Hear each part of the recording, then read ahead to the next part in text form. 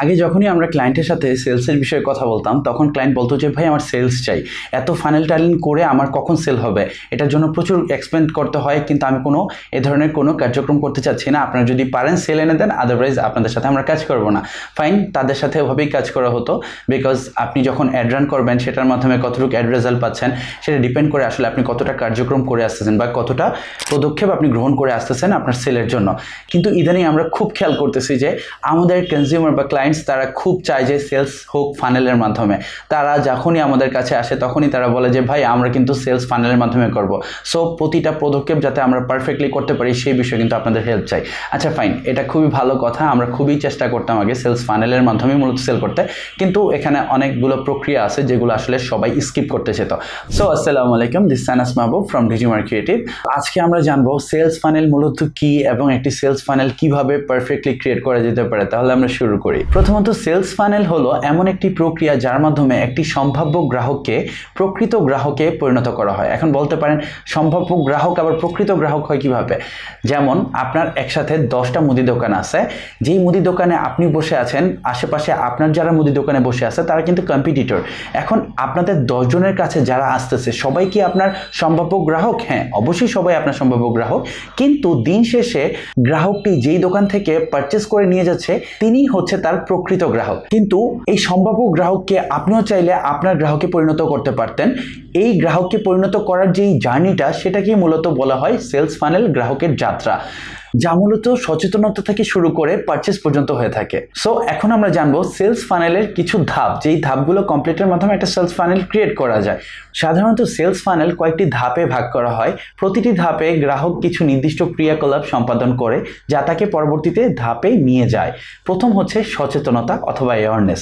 এই ধাপে গ্রাহক আপনার পণ্য বা সেবা সম্পর্কে জানতে পারেন। কিভাবে?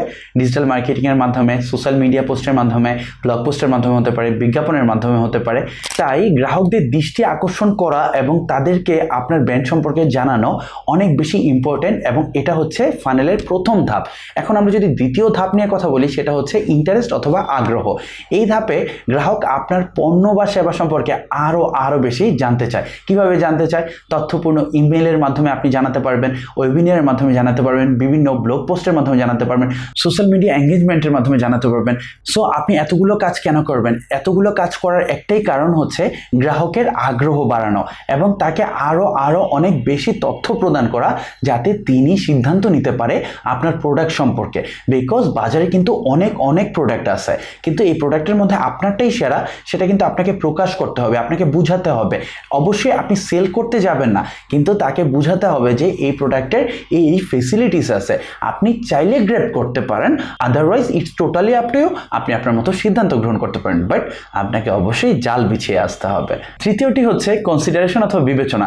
এই ধাপে গ্রাহক আপনার পণ্য বা সেবা কেনার ব্যাপারে সিদ্ধান্ত গ্রহণ করেন। কিভাবে? আপনি যখন আপনার গ্রাহককে যখন তিনি ভাবতেছে আপনার প্রোডাক্ট নিয়ে, তখন যদি আপনি তাকে একটা প্রোডাক্ট ডেমো দেখাতে পারেন, কেস স্টাডি দেখাতে পারেন যে আমাদের এই প্রোডাক্ট নিয়ে অলরেডি সবাই অনেক স্যাটিসফাইড, এরকম যদি কিছু আপনি তাকে শো করাতে পারেন, সে যদি কাস্টমার রিভিউ দেখে, সে যদি ফ্রি ট্রায়াল আপনার যেই ভার্সনটা আছে প্রোডাক্টের সেটা যদি একটা ফ্রি ট্রায়াল নিতে পারে, তখন কিন্তু গ্রাহকের সংশয় দূর হয় এবং তাকে সেই সময় যদি আপনি পারফেক্টলি এই তথ্যগুলো দিতে পারেন, তখন কিন্তু সে অবশ্যই আপনার প্রোডাক্টটি কেনার ব্যাপারে বিবেচনা করবে বা ভেবে দেখবে। দেন হচ্ছে ইন্টেন্ট। দ্যাট মিনস এই ধাপে গ্রাহক ক্রয় করার জন্য দৃঢ় মনোভাব পোষণ করে। কিভাবে? বিস্তারিত পণ্যের বিবরণ দেখে, বিশেষ অফার যদি পায়, কার্টে পণ্য যোগ করে রেখে দেয়। সেই সময় আপনাকে বিক্রয়কর্মী হিসাবে অবশ্যই গ্রাহককে ক্রয়ের পথে নিয়ে আসতে হবে এবং তার কি প্রয়োজন সেটা সম্বন্ধে যদি আপনি তাকে পারফেক্টলি জানাতে পারেন, বুঝাতে পারেন, সে অবশ্যই তখন কিন্তু আপনার প্রোডাক্টটা নেওয়ার জন্য উদ্বুদ্ধ থাকবে, যে কোনো সময় ক্রয় করে ফেলতে পারে। দেন ফিফথ ওয়ান হচ্ছে পারচেস। এই পারচেসটা হচ্ছে মেইন ধাপ। এই ধাপে গ্রাহক কিন্তু আপনার পণ্য বা সেবাটা ক্রয় করেই ফেলে। কিভাবে ক্রয় করে? যখন আপনি আপনার গ্রাহকের জন্য একটা সহজ পেমেন্ট মেথড করে দিবেন, অথবা এটা হতে পারে ক্যাশ অন ডেলিভারি, এটা হতে পারে আপনার SSL গেটওয়ের মাধ্যমে পারচেস, এবং আপনি যখন তাকে ফলো আপ ইমেল দিবেন, সে কিন্তু তখন বুঝতে পারে যে এই টাইমে আমার কিন্তু প্রোডাক্টটা কিনে ফেলা উচিত, এবং ক্রয়ের পরে তাকে অবশ্যই অর্ডারটা কনফার্ম করা যে আপনার অর্ডারটি পারফেক্টলি কনফার্ম হয়েছে। এখন এই ক্ষেত্রে যদি ক্যাশ অন ডেলিভারিতে উনি অর্ডার করে থাকি সেক্ষেত্রে অবশ্যই তার নাম্বারে যোগাযোগের মাধ্যমে তাকে কনফার্ম করা যে আপনার প্রোডাক্টটি অর্ডার কনফার্ম করা হলে আপনাকে খুব শীঘ্রই পাঠানো হবে।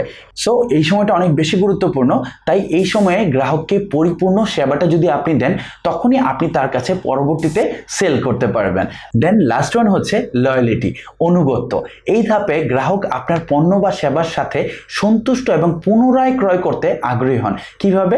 আপনি তাদেরকে নিয়ে একটা প্রোগ্রাম লঞ্চ করতে পারেন যে আমাদের যারা পারচেস করছে তাদেরকে নিয়ে আমরা একটা প্রোগ্রাম লঞ্চ করতেছি, যেখানে আপনি কিছু সেলার আপনি তাদেরকে রিওয়ার্ড করতে পারেন, তাদেরকে গিভওয়ে করতে পারেন, আপনি তাদেরকে বিশেষ ছাড় দিতে পারেন, তাদেরকে নিয়মিত ফলো আপ করতে পারেন, চমৎকার একটা কাস্টমার সার্ভিস দিতে পারেন, যার মাধ্যমে কিন্তু সে অবশ্যই পুনরায় আপনার প্রোডাক্টটি কিনতে চাবে এবং আপনার সাথে তার যে একটা লয়্যালিটি সম্পর্ক বিল্ড আপ হয়েছে সেটা ওয়ার্ড অফ মাউথে পরিণত হবে, যার মাধ্যমে আপনার ক্রেতা আপনার হয়ে মার্কেটিং করবে অন্য গ্রাহকের কাছে, যার মাধ্যমে আপনার কিন্তু অনেক অনেক সেল আসবে। সো এতক্ষণ আমরা কিন্তু ধাপ সম্বন্ধে জানলাম। এখন ধাপ জানলে তো হবে না, গুরুত্বটা যদি আমরা জানি সেই ক্ষেত্রে আমরা এই কাজটা করার জন্য যে অ্যাকশনটা ডেভেলপ করব সেটা খুব জলদি আমরা করব।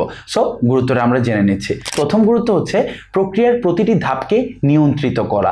সেলস ফানেল ব্যবসার বিক্রয় প্রক্রিয়ার প্রতিটি ধাপকে যদি আপনি স্পষ্ট এবং নিয়ন্ত্রিত করতে পারেন, এতে করে ব্যবসার প্রক্রিয়ার কোনো অংশে গ্রাহক হারাচ্ছেন তা নির্ধারণ করা সহজ হয় এবং সেই অনুযায়ী সমাধান করা যায়। সে ফর এক্সাম্পল আপনি একটা লিড জেনারেশন ক্যাম্পেইন রান করছেন, আপনি ফ্ল্যাট সেল করবেন, তার নাম্বারে আপনি যখন ফোন দিলেন, ফোন দেওয়ার পরে সে আপনার সাথে কন্টিনিউ করতেছে, আপনি খেয়াল করলেন যে যখন আপনি তাকে আপনার প্রোডাক্ট সম্বন্ধে বলতেছেন সে কিন্তু নিরুৎসাহিত হচ্ছে। দ্যাট মিনস সে আপনার থেকে প্রবলেম সলভটা আশা করতো, বিকজ আপনি যখন লিড জেনারেশন ক্যাম্পেইন রান করেছিলেন আপনি সেখানে বলেছিলেন যে যেই ভুলগুলো মানুষ বেশিরভাগ ফ্ল্যাট কিনতে করে থাকে সেই ভুলগুলো এড়াতে আপনারা এই কাজটি করতে পারেন বা এই ইবুকটি সেল করতে পারেন। সে কিন্তু আপনার থেকে এক্সপেক্ট করতেছে যে আপনি তার কাছে সেল করতে আসেন নাই, আপনি তার প্রবলেম সলভ করতে গিয়েছেন।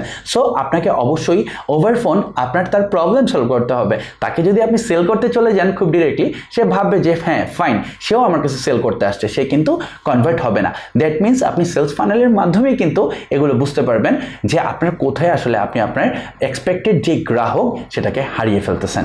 সেকেন্ড ওয়ান হচ্ছে গ্রাহকের যাত্রা বোঝা। গ্রাহকের যাত্রার প্রতিটি ধাপে তারা কিভাবে মূলত আচরণ করছে তা কিন্তু ফানেলের মাধ্যমে বোঝা যায়। এই যে আমি বলেছি একটু আগে, আপনি যখন তার লিড কালেকশন করে তাকে ফোন দিয়েছেন এবং তার কাছে সেলস অ্যাপ্রোচ করেছেন, সে কিন্তু তখন আপনাকে ডিরেক্ট ডিনাইট করে দিচ্ছে যে না আমি আপনার থেকে পারচেস করতে চাচ্ছি না, বিকজ আপনি সেল করতে চলে আসছেন। কিন্তু আপনি যখন লিড জেনারেশন ক্যাম্পেইনটা রান করেছিলেন তার প্রবলেম সলভ করেছিলেন, তো আপনাকে অবশ্যই ফোন দেওয়ার পরে তার কিন্তু প্রবলেম সলভ করা উচিত ছিল, অবশ্যই সেলস করা উচিত ছিল না।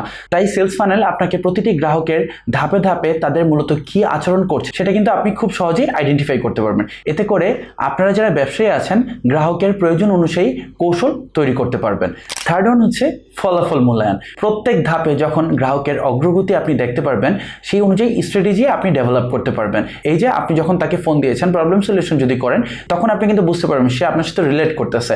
দ্যাট মিনস এভাবে আপনি বুঝতে পারবেন যে আপনি যেই ফানেলটা ক্রিয়েট করছেন এটা পারফেক্টলি কাজ করতেছে। সেভাবে মূলত ফলাফল মূল্যায়ন করা যেতে পারে। দেন ফোর্থ ওয়ান হচ্ছে কনভার্সন রেট বৃদ্ধি পায়। কিভাবে? সঠিকভাবে যখন আপনি সেলস ফানেল পরিচালনা করেন তখন কিন্তু কনভার্সন রেটটা অনেক বেশি বৃদ্ধি পায়। এতে করে সম্ভাব্য গ্রাহকের প্রকৃত গ্রাহকে পরিণত খুব সহজে করা যায়। দেন লাস্ট ওয়ান হচ্ছে গ্রাহক সন্তুষ্টি বৃদ্ধি। সেলস ফানেল গ্রাহকের যাত্রাকে সুনির্দিষ্ট করে দেয় যা গ্রাহক সন্তুষ্টি বৃদ্ধি করে। এতে গ্রাহক পুনরায় আপনার পণ্য বা সেবা কিনতে আগ্রহী হন। তাই সেলস ফানেল মার্কেটিং এর জন্য দক্ষতা খুবই গুরুত্বপূর্ণ। আর সেই গুরুত্বপূর্ণ বিষয়টি যদি আপনি অদক্ষ মার্কেটের মাধ্যমে সেলস মার্কেটিং করতে চান তবে সেটা হবে সবচেয়ে বড় ভুল কাজ। দক্ষতা ছাড়া কোনো বিজনেস উন্নয়ন হয় না। তাই সঠিক উপায়ে সেলস ফানেল তৈরি করতে না পারলে আপনার কাস্টমার অন্য কোথাও চলে যাবে, আপনি সেলস পাবেন না। উদাহরণস্বরূপ আমরা বলতে পারি আপনি যখন বাজারে যান অথবা আপনার মাকে দেখেন তেল ঢালতে একটা কিছুর মধ্যে সে তেলটা ঢালতেছে এবং সেটা বোতলে যাচ্ছে। আমার মনে হয় এরকম আপনারা কিছু একটা দেখতে পান যে এটা আপনার বোতলের মধ্যে রাখে দেন উপর থেকে তেল ঢালে যাতে তেলটা আশেপাশে ছড়িয়ে না যায়। দেখেন জিনিসটা কীরকম। এই যে এখানে যদি একটা ছোট ফুটা না থাকতো এটা কিন্তু পারফেক্টলি সেই তেলটা এখানে ঢুকতো না। হ্যাঁ, আরেকটা বিষয়, আপনার যদি ফানেলের মধ্যেই এখানে যদি অনেকগুলো ফুটা থাকে সেই ক্ষেত্রে যখন তেলটা ঢালবেন সেটা কিন্তু সাইড দিয়ে পড়ে যাবে। দ্যাট মিনস এটাকে বাংলায় সম্ভবত চোঙা বা এরকম কিছু একটা বলে, আর ইংলিশে বলে ফানেল। যদি এই চোঙাটা বা ফানেলটা ফুটা থাকে তবে সেই তরল দুধগুলো বা সেই তরল তেলগুলো কিন্তু চারিদিকে ছড়িয়ে পড়বে। তাই ফানেল তৈরি করলে ভালোভাবে তৈরি করতে হবে তরল দুধ অথবা আপনার ব্যবসার জন্য কাস্টমার চারিদিকে ছড়িয়ে পড়বে, বিকজ আপনি ফানেলিং করে কিন্তু আনতেছেন, কিন্তু সেটাকে পারফেক্টলি আপনি যদি বোতলে না ভরতে পারেন, এই যে বোতলে ভরার আগে আপনার যে কম্পিটিটর আছে তারা কিন্তু সেটাকে গ্র্যাব করে ফেলবে, তাই সেই কাস্টমারটা কিন্তু আপনাদের বোতলে পড়তেছে না, দ্যাট মিনস আপনার সেলস জেনারেট হচ্ছে না। দিন শেষে আপনি যদি হিউজ সেল করতে পারেন এই ফানেল সিস্টেমটাকে আপগ্রেড করে, দ্যাট মিনস আপনার সেলস ফানেলটা পারফেক্টলি কাজ করতেছে।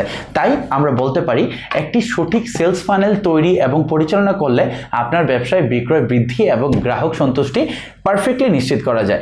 আশা করছি এই গাইডলাইনটি আপনার ব্যবসার জন্য অনেক কার্যকর হবে। সবাই ভালো থাকবেন, সুস্থ থাকবেন। আসসালামু আলাইকুম।